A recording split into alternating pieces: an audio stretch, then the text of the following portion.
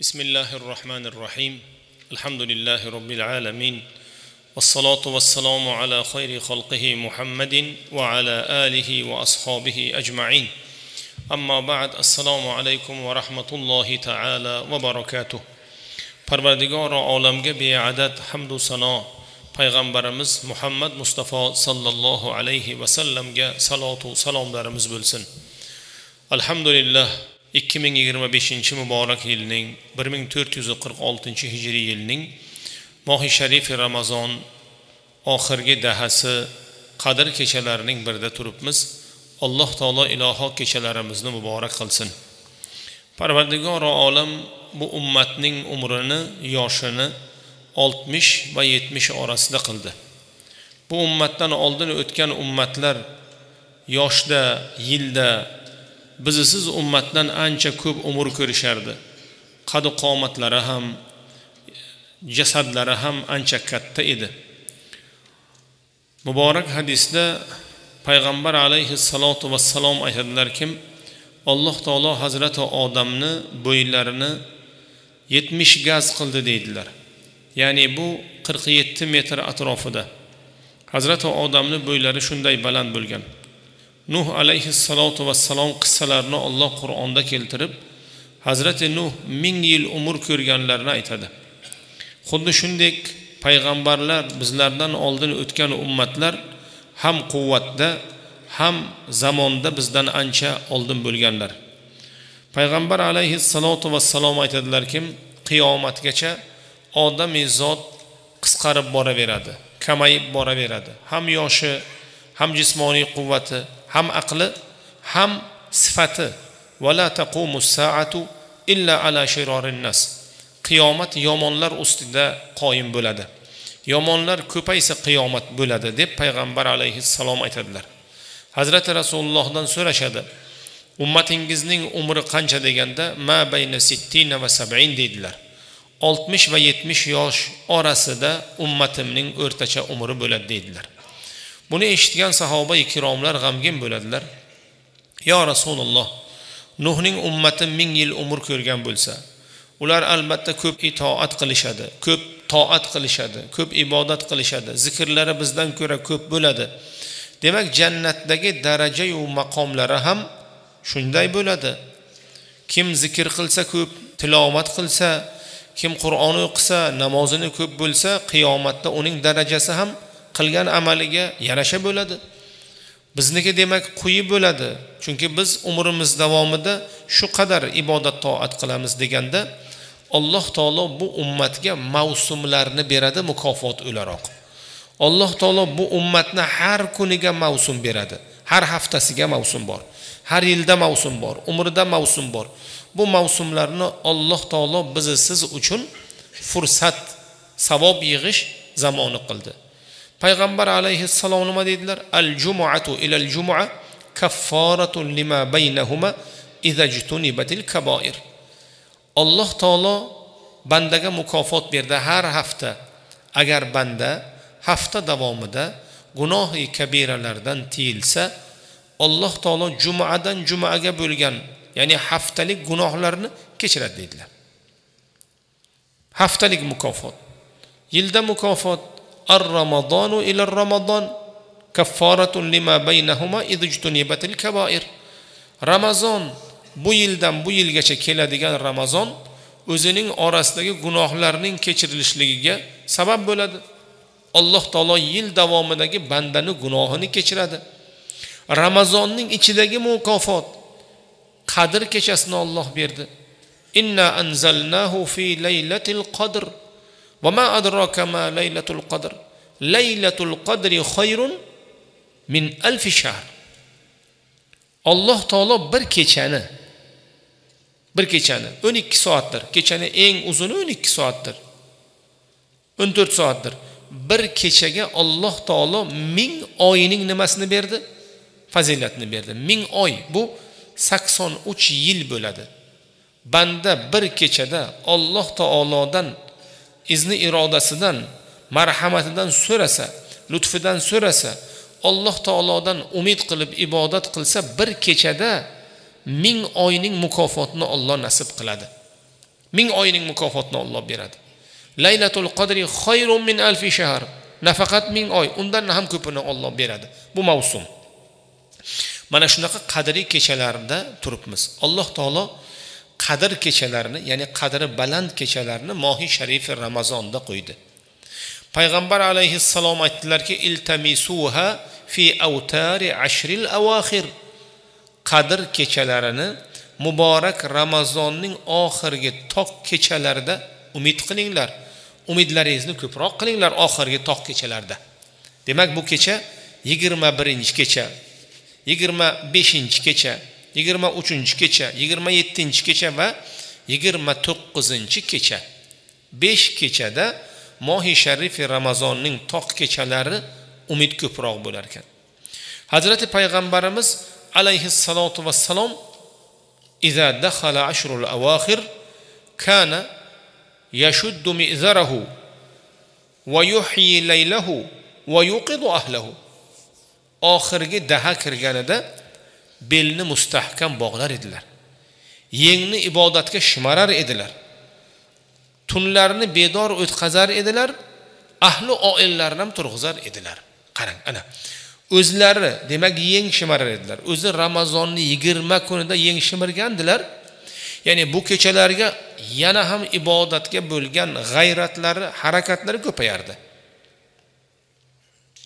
Payg'ambar alayhissalom tunni hammasini bedor o'tkazardilar. Mavsum o'tmasin. Hazrati Rasululloh nima qilardilar? Ushbu kechalarda ahli oilani ham uyg'otardilar. Toyinki xayru barakot hammaga bo'lsin. Kim biladi, kimning duosini Alloh qabul qiladi. Boshqa bir rivoyatda kana an-nabiyyu sallallohu alayhi va sallam yajtahidu fi ashril awakhir ma la yajtahidu fi ghayrihi. Payg'ambar alayhissalatu vassalom oxirgi 10 kunlikda shunchalar ibodatga bel bog'lar edilarki, avvalgi 20 kunda bunchalik ibodatga bel bog'lamagan edilar. Qarang, Payg'ambar alayhissalom avvalgi 20 kunda bunchalik bel bog'lamagandilar. Ya'ni g'ayratlari, ibodatlari, toatlari oxirgi 10 kunlikda yana oshar ekan. Roviylar buni bizga xabar berib, ey ummat, Payg'ambar alayhissalatu vassalomga ergashganlar, demak sizlar ham nima qilinglar? Mana shunday bo'linglar. Avvalgi 20 kunda qilmagan ibodatimizni oxirgi 10 kunlikda qilishimiz kerak. Avvalgi 20 kundan ko'ra ibodatimiz ko'proq bo'lishi kerak. Har kecha borib uyimizga yarim pora Qur'on o'qiydigan bo'lsak, demak endi bir pora ko'tarishimiz kerak. Bir pora bo'lsa ko'proq qilishimiz kerak. Zikrimiz 100 marta alhamdulillah, 100 marta Allohu akbar, 100 marta subhanalloh bo'lsa 200 marta qilishimiz kerak. Iqtidaan va ta'assiyan bin nabiy sallallohu alayhi va sallam. Nima uchun aynan qadr kechasi bunchalik qadrli? Bunchalik biz ibodat, toat bilan o'tkazishimiz kerak. Chunki bu kechada berilajak mukofot nihoyatda katta. Berilgan mukofot ham katta. Berilgan mukofot bor, berilajak mukofot bor. Berilgan mukofot inna anzalnahu fi laylatil qadr. Inna anzalnahu fi laylatin mubarakah. Biz kalomu sharifni, Qur'oni Karimni mo'min musulmonlar uchun dasturi amalni Laylatul Qadr kechasida nozil qildik. Biz uni muborak kechada nozil qildim deydi Alloh. Demak, mukofot berildi. Mukofot mujda berildi. Dasturul amal berildi. Hidoyat va nur kitobi berildi. Ziyoyu surur berildi. Amal qilsak, har bir tunimizda Alloh taolo 1000 oylik ibodatni bizga nasib va muyassar qiladi. Hozirdan qalbimizga tugishimiz kerak. Hozirdan qalbimizga tugishimiz kerak. Qanday amallarni qilamiz, nimalarni qilamiz? Alhamdulillahi robbil alamin. Allohning fazli bilan bu o'tirgan jamoat 20 yil oldingi jamoat emas. 30 yil oldingi jamoat emas. Bugun jamoatlarimiz ancha ma'naviy saviyalari, diniy saviyalari, ibodatlarga bo'lgan ma'rifatlari ancha baland. Alhamdulillah. Qadr kechasini bundan 20 yil oldin Laylatul Qadr kechasini desak, odamlar turli boshqa narsalarni nima qilardi? Fikriga keltirilardi. Avvalo o'zi ancha muncha odamlar Laylatul Qadr degan gapni o'zi bilmasdi. Laylaki qadr deyishadi. Laylatul Qadr. Ikkinchisi, Laylatul Qadr kechasida qanday bir noto'g'ri tushunchalar bo'lardi. Chingiz Aytmatov aytadi. Nima deydi? Urf va odatlarimizning aksari dinimiz asosida shakllangan. Aksari. Lekin bu orada din chekilsa, diniy ilmdan uzoq bo'lsa, diniy savodsiz bo'lsak, bid'at xurofotlar bosib keladi. Ko'rmaysizmi? Nelar bo'ldi ummatning holi yopar bid'at bilan sunnat jamoli deydi Sufi Alloh yor. Laylatul Qadr kechasi bir nur o'tib, olov o'tib ketadi. Kim nimani ushlasa tilloga aylanib qoladi. Shunaqa gap bor edi. Ana shu alhamdulillah xalqimiz dini diyonatni anglagandan keyin, xalqimiz Alloh taoloning kalomi, payg'ambar alayhissalatu vassalomning kalomlari, haq dinni tanlagandan keyin bunday bid'at va xurofotlar ancha chekindi. Ushbu kechadagi birinchi ishimizni Alloh taoloning o'zi bizga nima qildi? Ishora berdi. Har ikkala joyda Qur'oni Karimni zikr qilishda Qadr kechasida nozil qildim dedi. Demak, bu kechani haqqi Qur'on. Inna anzalnahu fi laylatil qadr. Biz Qur'onni Qadr kechasida nozil qildik. Inna anzalnahu fi laylatin muboraka. Biz Qur'onni muborak kechada nozil qildik. Demak, bu kechada Qur'on nozil bo'lganmi? Bu kechada Qur'on o'qishimiz kerak. Harakat qilishimiz kerak. Agar Qur'on o'qishni boshlagan bo'lsak, ko'proq qilib xatmlarni aynan shu kechalarda qilish afzal. Bu kechalarda ko'proq Qur'on o'qish kerak bo'ladi. Ikkinchisi, Oisha onamiz radhiyallohu ta'ala anha aytdilar. Ya Rasululloh, in alimtu ayyi laylatin laylatal qadri famadha aqul? Ya Rasululloh, ushbu tunlar, ya'ni Qadr kechasi qaysi kecha ekanligini bilsam nima dey? Qadr kechasi shuncha qadri baland ekan, shuncha maqom va martabaga ega ekan, ushbu kechalarni qanday ibodat bilan g'animat bilay deganda payg'ambar alayhissalatu vassalom aytdilarki, quli Allohumma innaka afuwun tuhibbul afwa fa'fu anni. Allohumma innaka afuwun tuhibbul afwa fa'fu anni. Ya Rab, afu zotsan. Afu degani kechiruvchi zotsan. Afu qilguvchi zotsan. Afu qilishni yaxshi ko'rasan. Kechirimni yaxshi ko'rasan. Meni kechirgin deb aytgan. Ya'ni Alloh taolodan nima so'rash? Kechirim so'rash. Banda ba'zida ibodat qilamiz, toat qilamiz. Alloh taologa yaqin bo'lishni istaymiz. Bu albatta toatimiz Alloh bizga bergan ne'matning shukronasi. Lekin Alloh bergan ne'matlarning shukronasini banda hargiz ado eta olmaydi. Va in ta'uddu ni'matallohi la tuhsuha. Allohning ne'matini sanasangiz, sanab adoga yeta olmaymiz. Shunday ne'matlar ichida nimamiz? Ko'milganmiz. Demak, biz berilgan ne'matlarga shukronani ado eta olmaymizmi? Kamchilik qilamizmi? Parvardigor kamchiligimizni kechirgin deyishimiz kerak. Allohumma innaka afuwun karimun jawadun degan joylari ham bor, lekin eng kami Allohumma innaka afuwun tuhibbul afwa fa'fu anna. Demak, ikkinchi nimani bildik? Amalni. Birinchisi Qur'oni Karim o'qish, tarjimasini o'qish, tajvidini o'qish, ikkinchisi duo. Parvardigor olamdan istig'for so'rashligimiz, Parvardigor olamdan afu, kechirim so'rashligimiz, mana shu narsalar bilan ushbu kechalarni o'tkazishimiz kerak bo'ladi.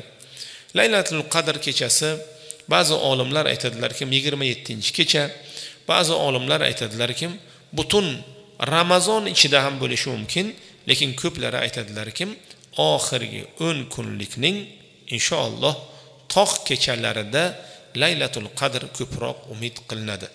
Payg'ambar alayhissalatu vassalom oxirgi 10 kechalarda e'tikof o'tirardilar. Al-ukuf degani bir narsaga mukkasidan ketish, yopishish.